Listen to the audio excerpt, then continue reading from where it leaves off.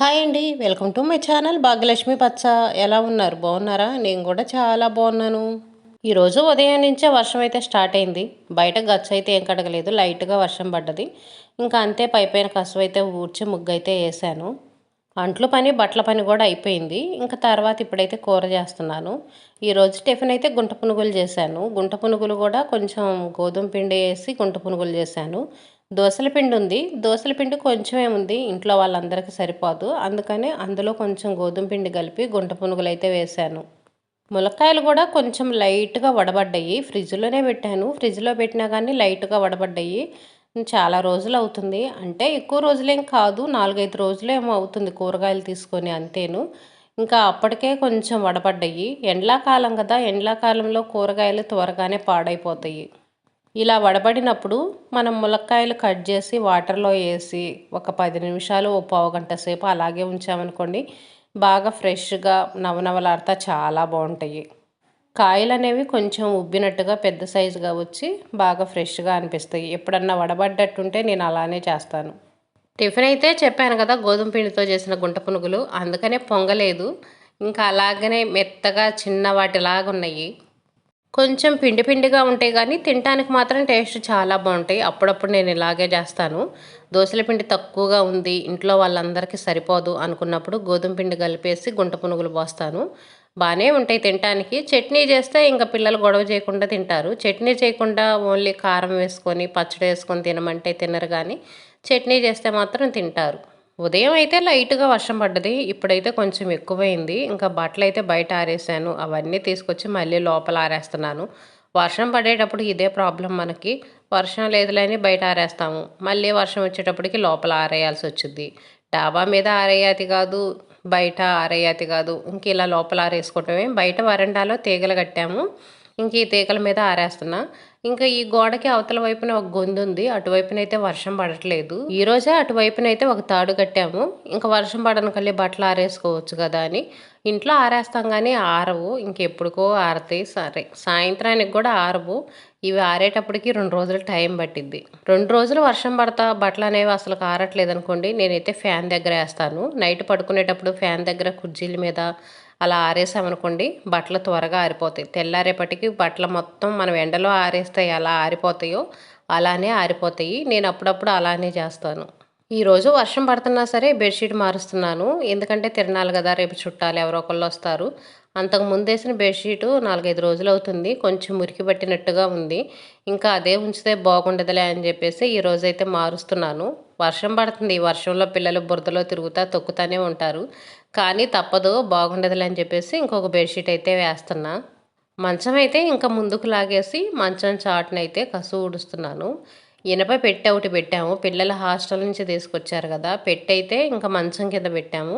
కొంచెం కసు ఊడ్చుకోవడానికి ఇబ్బందిగానే ఉంటుంది, మూలలను అది ఊడవటానికి.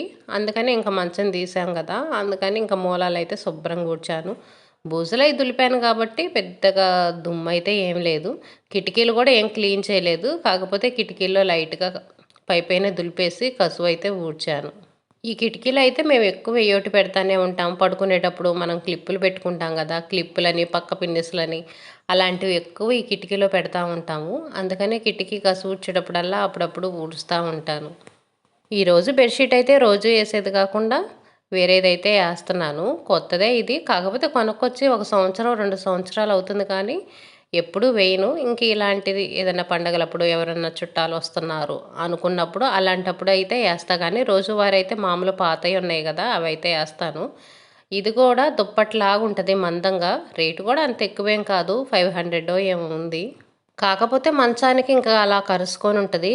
మామూలుగా మనం ఎక్కి తొక్కినా కూడా జరిగి రాకుండా మనం వేస్తే అలా ఉంటుందో అలానే ఉంటుంది. పిల్లలు ఎక్కి తొక్కినా కూడా ఇబ్బంది లేకుండా ఉంటుంది. ఉతకడానికి కూడా కష్టంగానే ఉంటుంది, ఎందుకంటే నీళ్ళల్లో నానబెడితే చాలా బరువుగా ఉంటుంది. రోజువారీ వేసే బెడ్షీట్ల కంటే కూడా ఈ బెడ్షీట్ అనేది చాలా బరువుగా ఉంటుంది. బెడ్షీట్ ఎప్పుడు నేను ఇంకా పిన్నిసులు పెట్టే వేసుకుంటాను కదా, ఇంక ఈరోజు కూడా పిన్నిసులు పెట్టే వేసాను. పిన్నిసులు పెట్టి ఇంక ఇదిగోండి పర్ఫెక్ట్గా వేసి ఇంకా గోడ పక్కకైతే మంచం నెట్టేశాను. మరీ గోడకు ఆనిచ్చి అయితే మంచం వేయను, కొంచెం గ్యాప్ ఉంచుతాను. మన ఏలు బట్టే మందం అంత గ్యాప్ అయితే ఉంచుతాను. మరీ గోడలకు అంటించి ఏమీ పెట్టకూడదు. మంచాలు కానీ కుర్చీలు కానీ అసలు ఏమీ నేనైతే గోడకు ఆనించబెట్టను. కొంచెం గ్యాప్ ఉంచే పెడతాను. గోడలు పాడైపోతాయి. ఆ గోడలకున్న పెయింట్ అంతా వీటికి అంటుకుంటా ఉంటుంది. అందుకనే ఆనిచ్చను. ఫ్రిడ్జ్ కూడా చూడండి, గోడకు ఆనిస్తే బాగా హీట్ ఎక్కువ వచ్చి పేలిపోతాయి అని కూడా చెప్తారు. ఫ్రిడ్జే కాదు, ప్రతి ఒక్క వస్తువు కూడా నేను ఎక్కువ గోడలకైతే ఆనిచ్చను. ఇంక ఈ బ్యాగులు ఇవంటేనే మెత్తగానే ఉంటాయి కదా, గోడలు పాడవటం అలా ఏం జరగదు కదా. అవి అయితే ఆనిచ్చి పెడతా, కానీ ఇలాంటి కుర్చీలు కొంచెం బరువుగా ఉండేవి అలాంటివి అయితే మాత్రం గోడకు అసలు ఆనిచ్చి పెట్టను. బెడ్షీట్ మార్చిన తర్వాత ఇంకా కసువులు అయితే ఊడుస్తున్నాను. కసువులు ఊడవటానికి ఇప్పుడైతే చాలా ఈజీగా అనిపిస్తుంది. ఎందుకంటే బూజులు దులిపేశాను కదా, ఇంట్లో దుమ్ము అనేది చాలా తక్కువగా ఉంది. మామూలుగా ఇల్లు ఊడ్చుకోవటమే, ఇలా బెడ్షీట్లు మార్చుకోవటం ఇంతవరకేను. ఇంకెక్కువ వేరే బూజులు దులుపుకోవటం క్లీన్ చేసుకోవడం పని అయితే లేదు. కాకపోతే ఇది ఎన్ని రోజులు ఉంటుంది, ఒక 10 రోజులు ఉంటుంది బూజు పట్టకుండా. తర్వాత నుంచి మళ్ళీ ఇంకా మామూలే పరిస్థితి. బూజు పడతానే ఉంటుంది, మనం దులుపుకుంటానే ఉండాలా, దులుపుకొని ఊడ్చుకుంటా ఉండాలా. కసువు ఊడ్చేటప్పుడు కూడా చాలా నీట్గా కసువు ఊడుస్తాను. మూలల్లో కానీ ఏమన్నా వస్తువులు ఉన్నాయనుకోండి తీసి పక్కన పెట్టి వాటి కింద కూడా ఊడుస్తాను. అంటే ప్రతి ఒక్కరూ ఊడ్చుకుంటారు, కాకపోతే నేను ఊడ్చుకునే విధానం అయితే చెప్తున్నాను. కసువు ఊడ్చేటప్పుడు ఉదయం పూట మాత్రం చాలా నీట్గా ఊడుస్తాను. సాయంత్రం పూట కొంచెం పైనే ఊడుస్తాను. ఎందుకంటే ఉదయం నీట్గా ఊడ్చుకొని తుడుచుకుంటాం కాబట్టి అంత దుమ్ము అనేది ఉండదు. కాకపోతే పిల్లలు ఏదన్నా తిని ఏదో ఒకటి వేస్తుంటారు, అటు ఇటు తిరుగుతూ ఉంటారు, మట్టి ఇంకేదో ఒకటి వస్తూ ఉంటుంది కదా, అందుకని పైన అయితే ఊడుస్తాను. కానీ ఉదయం పూట మాత్రం చాలా నీట్గా కసువు ఊడుస్తాను. కసువు ఊడ్చేసి ఇంక ఇదిగోండి కుప్పలాగా చేశాను. ఏ గదిలో కసువు ఆ గదిలో ఇలా కుప్పలాగా చేస్తాను. ఇంకా కసువు చెడ తీసుకొచ్చి అయితే కసువు ఎత్తేస్తాను. చూడండి, బయట అయితే ఇంకా వర్షం పడతానే ఉంది. ఈరోజు వర్షం పడ్డా కానీ బండ్ల తుడవటం ఆ పనులు అయితే ఆపట్లేదు. మామూలుగా అయితే వర్షం పడేటప్పుడు బండ్ల తుడవటం ఆ పని అయితే పెట్టుకోను. ఎందుకంటే బండ్లు అనేవి చాలా చల్లగా ఉంటాయి. రేపు తిరణాలు కదా, అందుకనే ఈరోజు బండ్లు బాగా నీట్గా తుడుస్తున్నాను. సరుపు నీళ్ళు వేసి సరుపు నీళ్ళతో అయితే తుడవాలి. ఏం తిరణాలో ఏమో కానీ వర్షం మొదలుపెట్టిందండి. వర్షం మొదలుపెట్టిన తిరణాలు ఎలా చేస్తారో ఏమో. అన్నదానం కూడా ఉంది, అది చేస్తారో చేయరో ఎలా జరిగిద్దో అయితే తెలీదు. చుట్టాలు ఎవరన్నా రావాలన్నా వర్షంలో ఇబ్బందిగానే ఉంటుంది. కాకపోతే తప్పదుగా మన పనులు మనం పర్ఫెక్ట్గా చేసుకోవటమే. ఒకవేళ రేపటికి వర్షం తగ్గిపోయిందనుకోండి, అప్పుడు పనులన్నీ ఒక్కసారిగా చేసుకోవాలంటే చేసుకోలేం కదా, కష్టంగా అనిపించిద్ది. అందుకనే వర్షమైనా ఏదైనా సరే మన పనులు అనేవి ఆపకుండా మనం చేసుకుంటూ ఉండటమే. కసువులు ఉడిచిన తర్వాత ఇంకా హెన్నా అయితే పెట్టుకుంటున్నాను. ఈ మధ్య హెన్నా పెట్టుకోక చాలా రోజులు అవుతుంది. ఎక్కడికన్నా వెళ్ళేటప్పుడు కొంచెం రంగులు లాంటివి తీసుకోవటం, ఎక్కడికన్నా వెళ్ళటం అలానే, కానీ అస్సలకి హెన్నా పెట్టుకోవట్లేదు. ఇంటి దగ్గర ఉన్నప్పుడు కూడా అస్సలకి పెట్టుకోవట్లేదు. వైట్ హెయిర్ తక్కువగానే ఉంటుంది, ముందు కొంచెం ఉంటుంది. అందుకని రోజు వారైతే పెట్టుకోను. అంటే మనం వారానికి ఒకసారి అట్లా తలస్నానం చేస్తాం కదా, అలాంటప్పుడైతే పెట్టుకోను. ఎక్కడికన్నా వెళ్ళేటప్పుడైతే పెట్టుకుంటాను. ఈరోజే ఇంకా కలర్స్ వేసుకోవటం అవన్నీ కాదు, న్యాచురల్గా హెన్నా పెట్టుకోవాలని ఇంకా హెన్నా అయితే పెట్టుకుంటున్నాను. నైటే హెన్నా కలిపి పెట్టుకున్నాను. టీ డికాషన్ బాగా కాగబెట్టి అవైతే వడగట్టి ఇంకా హెన్నా అయితే వేసాను. హెన్నా వేసి కలిపేసి నైట్ అంతా అలాగే ఉంచాను.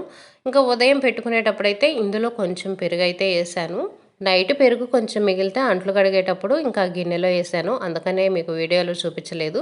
ఇంక ఇప్పుడు పెట్టుకోబోయే ముందు కొంచెం నిమ్మరసం అయితే వేసాను. మొత్తం బాగా మిక్స్ చేసి ఇంకా హెయిర్కి అయితే పెట్టుకున్నాను. 1 గంట 2 గంటలు ఉన్న తర్వాత స్నానం చేస్తే సరిపోయిద్ది. ఈ లోపైతే ఇంకా బండ్లు అయితే దుడుస్తున్నాను. కొంచెం సరిపేసి సరుపు నీళ్ళతో అయితే దుడుస్తున్నా. బండ్లు కొంచెం బంకగా జిడ్డుగా ఉన్నాయి. అంతా ఆయిల్ మరకలుగా ఉన్నాయి. 2-3 రోజులు ఇలా సరుపు నీళ్ళతో తుడిస్తే ఇంకా ఆయిల్ మరకలు మొత్తం పోతాయి. వంట చేయటం అయిపోయిన తర్వాత ఆయిల్ మరకల మీద కొంచెం గోధుమ పిండి జల్లి అయితే ఊడుస్తాను. అప్పుడు ఆయిల్ మొత్తం పిండి అనేది పీల్చేసిద్ది. అసలు బండ్ల మీద మరకలు కూడా ఉండవు. కాకపోతే లైట్గా అయితే ఉన్నాయి. ఇంకా 2 రోజులు సరిపేసి తుడిచాను అనుకోండి, ఆ మరకలు కూడా కనిపించకుండా ఉంటాయి. సరుపు నీళ్ళు సపరేట్గా ఒక డబ్బాలో అయితే తీసుకున్నాను. ఆ డబ్బా నీళ్ళన్నీ ఇంక ఇదిగోండి బండ్ల తొడబోయే ముందు బండ్ల మీద కొంచెం లైట్గా అయితే జీలకరిస్తాను. జీలకరించిన తర్వాత ఇంకా బండ్ల తుడిచే కర్ర ఉంది కదా, అది కూడా ఇంకా బకెట్లో నీళ్ళు ఉన్నాయి కదా, సరుపు నీళ్ళు, ఆ సరుపు నీళ్ళల్లో జాడిచ్చేసి బాగా పిండేసి ఇంక ఇదిగోండి ఇప్పుడైతే తుడుస్తున్నాను. ఇలా తుడిస్తే బండ్లు చాలా నీట్గా ఉంటాయి. బండ్ల మీద పిండి మరకలో ఏమో ఉన్నాయి, కొంచెం ఎండిపోయినట్టుగా ఉన్నాయి. నార్మల్గా తుడిస్తే అయితే పోవట్లేదు. అందుకే గోర్లు పెట్టి గీరినట్టుగా చేస్తే ఇంక మొత్తం అయితే వచ్చినాయి. ఇంక ఇదిగోండి ఇప్పుడైతే నీట్గా మొత్తం అయితే తుడుస్తూ వస్తున్నాను. వర్షం పడ్డప్పుడు బండ్ల తుడిస్తే కొంచెం మరకలుగా అనిపిస్తాయి, త్వరగా ఆరిపోవు. అందులో వంటగదిలో అయితే మాకు ఫ్యాన్ లేదు కాబట్టి ఇంకా బండ్లు ఆరడానికి చాలా టైం పట్టిద్ది. వంటగదిలో కొంచెం తిరగటానికి కూడా ఇబ్బందిగానే ఉంటుంది. బయట వాతావరణం ఏమో చల్లగా ఉంది కదా, ఇంకా బండ్లు ఆరటానికి ఎక్కువ టైమే పట్టిద్ది. హాల్లో అనుకోండి ఫ్యాన్ ఉంది, తుడిచేటప్పుడు ఫ్యాన్ వేసినా కానీ మనం తుడిచిన కాసేపటికి శుభ్రంగా అయితే ఆరిపోతాయి. వంటగదిలో ఫ్యాన్ లేదు కాబట్టి కొంచెం లేటుగానే ఆరిపోతాయి. వంటగది తుడిచిన తర్వాత ఇంక ఇదిగోండి ఈ గది అయితే తుడుస్తున్నాను. ఇంక ఈ గదిలో కూడా అలాగనే సరుపు నీళ్ళు ఉన్నాయి కదా, నీళ్ళు మొత్తం అయితే జీలకరించేసాను. జీలకరించి తర్వాత మళ్ళీ బండ్ల తుడిచే కర్ర ఉంది కదా, అది కూడా ఇంకా బకెట్లో సరుపు నీళ్ళు తీసుకున్నా కదా, ఆ నీళ్ళల్లో జాడిచ్చేసి తుడుస్తున్నా. ఏ గదికి ఆ గది అంతే. ఇంక ఇలా నీళ్ళు జీలకరించడం, ఇంకా గది తుడిచిన తర్వాత కర్ర జాడిస్తాను. జాడిచ్చి మళ్ళీ తుడుచుకుంటా వస్తాను. ఇలా తుడిచాను అనుకోండి బండ్లు అనేవి చాలా నీట్గా ఉంటాయి. మామూలుగా కర్ర అనేది ముంచేసి బండ్లు అనేవి తుడిచామనుకోండి అంత నీట్గా అనిపించవు. పిల్లలు ఏదన్నా తొక్కినా అటు ఇటు తిరిగినా కానీ మురికడుగులుగా ఉంటాయి. అందుకని బకెట్ నీళ్లు తీసుకొని శుభ్రంగా అయితే తుడుస్తాను. ఎప్పుడు తుడిచినా బకెట్ నీళ్ళు దగ్గర ఉంచుకొనే తుడుస్తాను. కాకపోతే వీడియోలో ఒక్కోసారి కనిపించిద్ది, ఒక్కోసారి అయితే కనిపించదు. ఒక సిస్టర్ అయితే అడిగారు, మీరు బకెట్ నీళ్ళల్లో ముంచకుండా నార్మల్గా తుడుస్తున్నారని. అలా అయితే అస్సలు తుడవనండి. అందులో మావి పాలిష్ బండ్లు కూడా కాదు, మొద్దు బండలు. మామూలుగా కర్ర ముంచి తుడిచాననుకోండి అస్సలు నీట్గా ఉండవు బండలు. అందుకనే నేను బకెట్ నీళ్ళు తీసుకొని ఏ గదికి ఆ గది జాడించుకుంటా అలా తుడుస్తాను. ఈ కిటికీలో అయితే ఇంకా పేపర్లు వేసి పెడుతున్నాను. ఈ కిటికీ నేను ఎక్కువ వాడుతూనే ఉంటాను. వంటగదికి పక్కన ఉంటుంది, వంటగదికి కాదు గ్యాస్ బండకి పక్కన ఉంటుంది. వంట చేసిన తర్వాత గిన్నెలన్నీ నేను ఎక్కువ శాతం ఇక్కడే పెడతాను. ఇంకా గ్యాస్ బండ అనేది చాలా చిన్నది కదా, అన్నీ పట్టవు ప్లేసు, వంట చేసుకోవడానికి ఇబ్బందిగా ఉంటుంది. అందుకని అక్కడ పట్టినవన్నీ నేను ఇక్కడ కిటికీలో పెట్టుకుంటాను.